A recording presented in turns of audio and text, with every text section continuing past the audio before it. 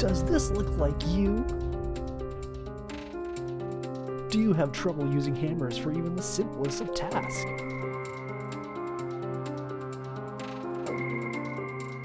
Oh, why do they have to be so frustrating?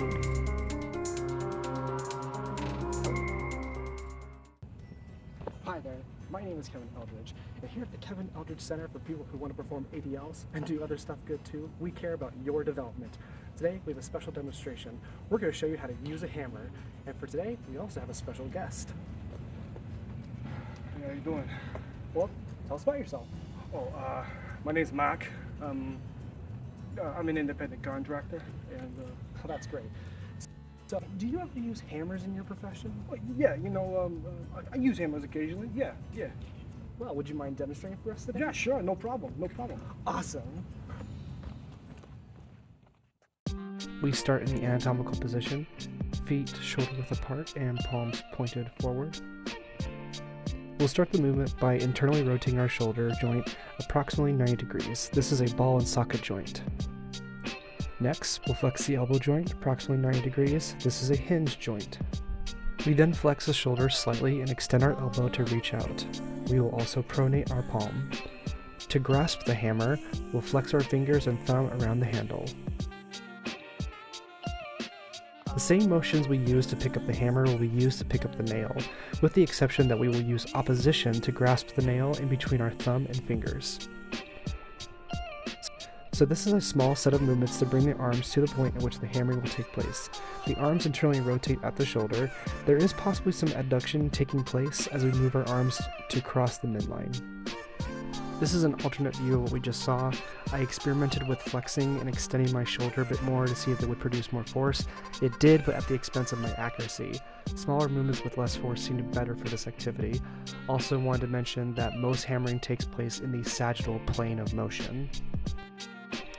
I wanted to briefly talk about some contextual environmental factors. On the left side we have environmental factors such as air quality, the example being dust produced from hammering. Vibrations in the handle may be uncomfortable to some.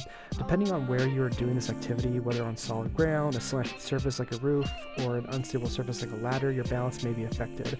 On the right side we have personal factors to consider. The first one is temperament. Does the person performing the action get frustrated if they miss the nail? The last factor I mentioned is whether the person is physically fit or not. This could affect the quality of the activity. I want to mention a couple of adjustments you can make to increase or decrease the demand of this activity. The first one being physical geography. As I mentioned earlier, having the individual perform this activity on different surfaces like a flat surface or even a slanted surface like a roof could throw off their balance during the activity. The second adjustment is light.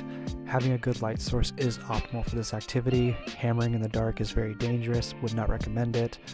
Usually an individual would perform this movement either outside in the bright sunlight or in a studio.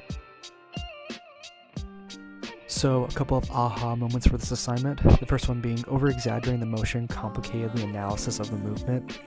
When I would show people the motion that I was going to be making for the hammer, I would often over-exaggerate the flexion in the shoulder. This isn't necessarily a bad thing, but when I went to actually hammer something, I realized that the shoulder wasn't flexing nearly as much.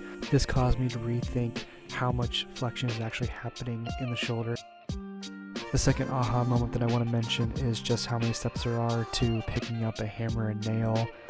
In the video it seems very simple, but when you're actually breaking it down step by step, there's a lot of things that can vary, like the degree, the height of the person, how far they are from a particular object. All these things come into play when considering how to break down these movements.